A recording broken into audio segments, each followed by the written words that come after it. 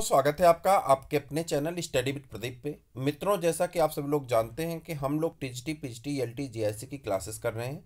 इन सभी के लिए हम लोग एनसीईआरटी की बुकों को पढ़ रहे हैं। हिंदी मीडियम में हम लोग एनसीईआरटी क्लास 11th की पढ़ रहे हैं और क्लास 11th की एनसीईआरटी में आज हम लोग 8वें चैप्टर के बारे में चर्चा करेंगे।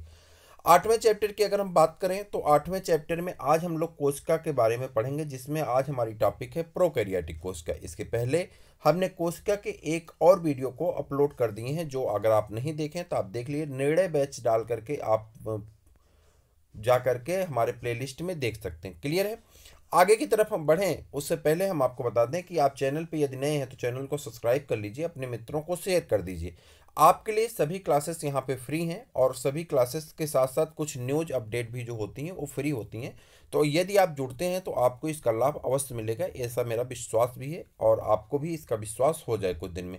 मैं आपको बता दूं, एलटी के सिलेबस के हिसाब से हम लोग इंग्लिश मीडियम की भी क्लासेस कर रहे हैं एलटी के सिलेबस के हिसाब से, जिसमें हमने कोलेंट्रेटा तक हमने स्टडी कर ली है, जिसका पीडीएफ आपको टेलीग्राम पे दे दिया जाता है, जहाँ पे आप प्रदीप डाल करके स्टडी विद प्रदीप डाल करके पा सकते हैं। क्लियर है? चलिए अब बातें खत्म करते हैं और क्लासेस को स्टार्ट करते हैं। बात करते हैं प्रोकैरियोटिक कोशिका के बारे में। आप में से आप भी जानते हैं, हम भी जानते हैं और बहुत सारे लोग जानते हैं, लेकिन फिर भी हम कुछ काम की चीज़ों को यहाँ पे सर्च करने के लिए एक बार रिवीजन के तौर पे पढ़ लेते हैं। तो प्रोकैरियोटिक कोशिका, जिसमें बैक्टीरिया आते हैं, आप जानते होंगे बैक्टीरिया आते हैं, ठीक है। उसके बाद नील हरी शैवाल आते हैं, इसे आप लोग क्या कहते हैं, वीजीए ब्लू ग्रीन एल्गी कहा जाता है। माइकोप्लाज्मा आते हैं, या प्लोरोनिमोनिया लाइक सम ऑर्गेनिज्म, यानी प्लोरोनिमोनिया सम जीव लाइक ऑर्गेनिज्म आते हैं, ठीक है, आते हैं। ठीक, सामान्यतः ये यूकैरियोटिक कोशिकाओं से बहुत छोटी होती हैं और काफ़ी तेजी से विभाजित होती हैं, ठीक है। ऐसा चित्र में दिखाया गया है, चित्र अभी हम आपको दिखा देंगे। माप का आकार काफी भिन्न होता है। जीवाणु के 4 मूल आकार होते हैं। आपने देखा होगा जीवाणुओं के मूलतः 4 आकार होते हैं। हालांकि आप जब साइड बुक उठाएंगे, चाहे एबीसी को, चाहे प्रदीप पब्लिकेशन को, इवन रमेश गुप्ता की भी बुक उठाते हैं, तो उसमें आप देखेंगे कि अलग अलग 8-10 प्रकार दिए गए हैं। लेकिन हमारे एग्जाम में अगर पूछा जाता है तो हमें टिक करना कितने प्रकार पे, 4 ही प्रकार के पे टिक करना है। वैसे प्रश्न पूछा नहीं जाता है, फिर भी चाहे तो हम टिक कर सकते हैं। पहला कैसा होता है, बेसिलस होता है, जिसे हम लोग डंडाकार कहते हैं। फिर कैसा होता है, गोलाकार होता है, जिसे हम लोग कोकस कहते हैं।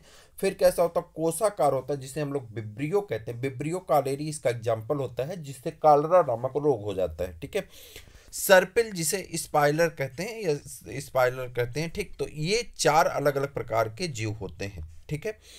प्रोकैरियोटिक कोशिकाओं की मूलभूत संगठन, आकार वह कार्य में भिन्नता के बावजूद एक सा होता है। सभी प्रोकैरियोटिक में कोशिका भित्त होती है, जो कोशिका झिल्ली से घिरी रहती। देखिए यहाँ पे थोड़ा सा मिस्टेक कर दिया गया है, कह रहा है सभी प्रोकैरियोटिक में कोशिका भित्त होती है, जो कोशिका झिल्ली से घिरी रहती है। ये थोड़ा सा मिस्टेक हो गया है, ये ऐसा नहीं है। ऐसा है कि कोशिका झिल्ली जो होती है वह कोशिका भित्त से जुड़ी होती है। हिंदी ट्रांसलेशन में प्रॉब्लम है यहाँ पे। आप कोई भी बुक देखेंगे तो एनसीईआरटी में ऐसा ही लिखा गया, लेकिन एक गलत लिखा गया। आप साइड बुक देखेंगे तो वहाँ पता चलेगा कोशिका झिल्ली को कोशिका भित्त घेरे रहती है। ये थोड़ा सा मिसप्रिंट हो गया यहाँ पे एनसीईआरटी के ट्रांसलेशन में, ठीक है। ये एनसीईआरटी की ही बुक है, आप देख पा रहे हो नीचे थंबनेल लिखा होगा, ये एनसीईआरटी सरकारी वाली है, उसी पे लिखा गया, ठीक है। केवल माइकोप्लाज्मा को छोड़ करके, माइकोप्लाज्मा में कोशिका झिल्ली कोशिका भित्ति नहीं होती। कोशिका में साइटोप्लाज्म एक तरल मैट्रिक्स के रूप में भरा रहता है। इसमें कोई स्पष्ट विभेदित केंद्रक नहीं पाया जाता है।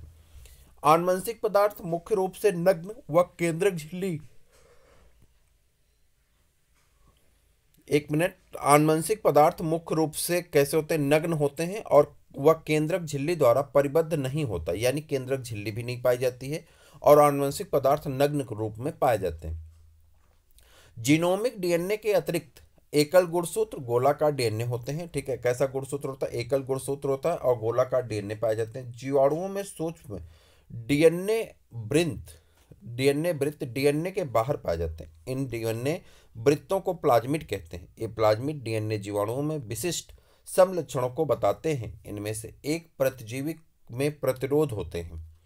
आप उच्च कक्षाओं में पढ़ेंगे कि प्लाज्मिड डीएनए वृत्त जीवाणु का बाहरी डीएनए के साथ रूपांतरण के प्रबोधन हेतु उपयोगी है। केंद्रक झिल्ली यूकैरियोटिकों में पाई जाती हैं।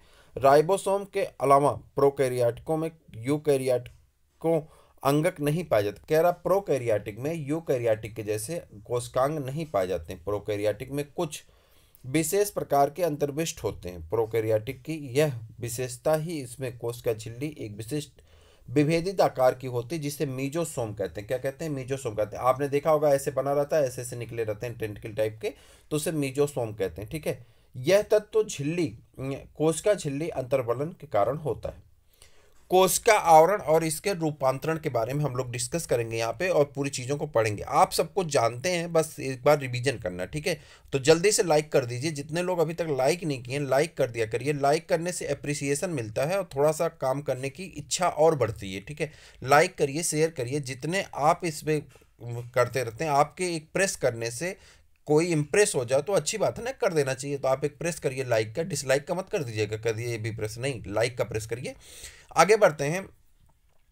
अधिकांश प्रोकैरियोटिक कोशिकाओं, विशेषकर जीवाणु कोशिकाओं में एक जटिल रासायनिक कोशिका आवरण होता है। फिर से देखते हैं क्या होता है। जटिल रासायनिक यानी कॉम्प्लेक्स केमिकल सेल कवर होता है, आवरण होता है, जिस इनमें कोशिका आवरण दृढ़ता पूर्वक बंध कर 3 स्तरीय संरचना बनाते हैं। कितनी स्तर की संरचना बनती है? 3 स्तर की संरचना बनती है, जिसे आपको कहते हैं सबसे बाहरी परत जो होती है वो किसकी बनी होती है? ग्लाइकोकेलिक्स की बनी होती है। इसके पश्चात क्रमशः कोशिका भित्त होती है। उसके बाद क्या होता है? जीवद्रव्य झिल्ली होती है। यद्यपि आवरण के प्रत्येक परत का कार्य भिन्न है, यह तीनों मिलकर एक सुरक्षा इकाई बनाते हैं। जीवाणुओं को उनकी कोशिका आवरण में भिन्नता व ग्राम द्वारा विकसित अभिरंजन विधि के प्रति विभिन्न व्यवहार के कारण 2 श्रेणियों में बांटा गया। आपने कई बार पढ़ा होगा, gram positive bacteria, gram negative bacteria, उसी की बात हो रही है। कह रहा अभिरंजन के कारण यानी रंग उठाने की विधि के कारण इन्हें अलग अलग भागों में बांट दिया गया। ग्राम अभिरंजित बैक्टीरिया जिसे ग्राम धनात्मक कहते हैं, और जो अभिरंजित नहीं होती उन्हें ग्राम ऋणात्मक कहते हैं, यानी ग्राम पॉजिटिव और ग्राम नेगेटिव बैक्टीरिया के रूप में जाना जाता है। अगर बात करते हैं ग्लाइकोकेलिक्स, जो सबसे ऊपरी भित्ति होती है, ग्लाइकोकेलिक्स विभिन्न जीवाणुओं में रचना एवं मोटाई में भिन्न होती हैं। कुछ में यह ढीली आच्छादित होती है, मतलब हल्की फुल्की ढकी रहती हैं, कमजोर होती हैं, जिसे औपंक परत कहते हैं। यह दूसरों में एक मोटी और कठोर आवरण के रूप में होते हैं, जिसे संपुटिका या कैप्सूल कहते हैं। यही कारण होता है जिसमें कैप्सूल होता है, वह बैक्टीरिया आसानी से मरती नहीं है और हमें नुकसान पहुंचाती है। कोशिका भित्त कोशिका के आकार को निर्धारित करती है। यह सशक्त संरचना भूमिका प्रदान करती है, जो जीवाणुओं के फटने और निपातित होने से बचाती है। जीवद्रव्य झिल्लिका प्रकृति में वर्णात्मक होती हैं और इसके द्वारा कोशिका बाह्य वातावरण के संपर्क बनाए रखने में सक्षम होती है। संरचना अनुसार यह झिल्ली यूकैरियोटिक झिल्ली जैसी होती है। एक विशेष झिल्ली में संरचना जो जीवद्रव्य झिल्ली के कोशिका में फैलाव से बनती है को मीजोसोम कहते हैं। यह फैलाव पुटिका, नलिका और पटलिका के रूप में होता है। यह कोशिका भित्त निर्माण डीएनए प्रतिकृति व इसके संतत कोशिका के वितरण को सहायता देता है। यह श्वसन स्रावी प्रक्रिया जीवद्रव्य झिल्ली के पृष्ठ क्षेत्र एंजाइम मात्रा को बढ़ाने में भी सहायता करती। कुछ प्रोकैरियोटिक जिसे नील हरी शैवाल में कोशिका द्रव्य में झिल्ली में विस्तार होता है, जिसे वर्णकी लवक कहते हैं। इसमें वर्णक पाए जाते हैं। जीवाणु कोशिकाएं चलायमान अथवा अचलायमान होती हैं। यदि यह चलायमान है तो इनमें कोशिका भित्त जैसी पतली संरचना होती है, जिसे कसाभिका कहते हैं। क्या कहते हैं? फ्लैजिला, यानी कसाभिका। क्या कहते हैं? फ्लैजिला कहते हैं, कसाभिका कहते हैं। जीवाणुओं में कसाभिका की संख्या व विन्यास का क्रम भिन्न प्रकार से होता है। जीवाणु कसाभिका यानी फ्लैजिलम 3 भागों में बटे होते हैं: तंतु, अंकुश और आधारी शरीर। तंतु कसाभिका का सबसे बड़ा भाग होता है और यह कोशिका सतह से बाहर की ओर फैला होता है। जीवाणुओं की सतह पर पाई जाने वाली संरचना रोम व झालर इनकी गति में सहायक नहीं होती हैं। रोम लंबी नलिकाकार संरचना होती हैं जो विशेष प्रोटीन की बनी होती हैं। झालर लघुसूक जैसे तंतु हैं जो कोशिका के बाहर प्रवर्धित होते हैं। कुछ जीवाणुओं में यह उनको पानी की धारा में पाई जाने वाली चट्टानों व पोषक ऊतकों से चिपकने में सहायता भी प्रदान करती है। राइबोसोम के बारे में कुछ पढ़ लेते हैं। चूंकि आप जानते हैं कि जो प्रोकैरियोटिक जीव होते हैं उनमें सिर्फ और सिर्फ एक अंगक पाया जाता है, जिसका नाम क्या है? राइबोसोम। तो राइबोसोम के बारे में पढ़ लेते हैं। क्या होता है राइबोसोम? एक अंतर्बृष्ट पिंड है, इसके बारे में पढ़ेंगे। प्रोकैरियोट में राइबोसोम कोशिका की जीवद्रव्य झिल्ली से जुड़े होते हैं। ये 15 से 20 नैनोमीटर आकार के होते हैं। कितने? 15 से 20 नैनोमीटर आकार की होती हैं और दो उप इकाइयों में 50 और 30 आप जानते हैं 50 और 30 दो अलग अलग इकाई होती हैं, जिसको हम मिला करके 70 कहते हैं। और जो यूकैरियोटिक कोशिका होते हैं उसमें 60 और 40 होता है, जिसे मिला करके हम लोग 80 कहते हैं। ऐसा आपने पढ़ा होगा पहले से भी, आप यहाँ पे रिवीजन कर रहे हैं, ठीक है। तो हमने कहा कि 50 और 30 की बनी होती हैं, जो उसे हम पूरी तरह से क्या कहते हैं 70 प्रकार का राइबोसोम कहा जाता है। राइबोसोम के ऊपर प्रोटीन संश्लेषित होती हैं। बहुत से जीव राइबोसोम एक संदेशवाहक आरएनए से संबंध होकर के एक श्रृंखला बनाते हैं, जिसे बहुराइबोसोम अथवा बहुसूत्र कहते हैं। बहुसूत्र का राइबोसोम संदेशवाहक आरएनए से संबंध होकर के प्रोटीन निर्माण में भाग लेता है। अंतरपिंड अंतर्बृष्ट पिंड प्रोकैरियोटिक कोशिकाओं में बचे हुए पदार्थ कोशिका द्रव्य में अंतर्बृष्ट पिंड के रूप में संचित होते हैं। ये झिल्ली द्वारा घिरे नहीं होते और एवं कोशिका द्रव्य में स्वतंत्र रूप से पड़े रहते हैं। उदाहरणार्थ फास्फेट कोश कणिकाएं, साइनोफाइसिन कणिकाएं और ग्लाइकोजन कणिकाएं जैसे गैस रसधानी नील हरित बैगनी और हरी प्रकाश संश्लेषित जीवाणुओं में मिलते हैं।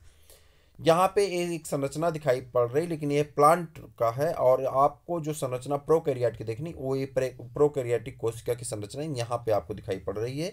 ये हैं आपके अलग अलग प्रकार के बैक्टीरिया और विषाणु, आप इन्हें देख पा रहे होंगे, ठीक है। आगे बढ़ जाते हैं और आगे बढ़ने के साथ ही हम लोग इंटर करेंगे कहाँ पे? हमको लगता है यूकैरियोट में हम लोग इंटर करने वाले हैं। जी हाँ, यूकैरियोटिक कोशिका में इंटर करने वाले हैं, जिसके बारे में हम लोग नेक्स्ट वीडियो में डिस्कस करेंगे। चूंकि यूकैरियोट कोशिका को हम लोग लास्ट तक लेकर चलेंगे और यूकैरियोट कोशिका को कंप्लीट करने के साथ ही ये चैप्टर को भी हम कंप्लीट करेंगे। उसके बाद हमारे पास एक टॉपिक और बचती है, जिसका नाम होगा लास्ट में चल करके क्या है, न्यूक्लियस। तो हम न्यूक्लियस वगैरह सब कुछ एक ही साथ कवर करेंगे नेक्स्ट वीडियो में।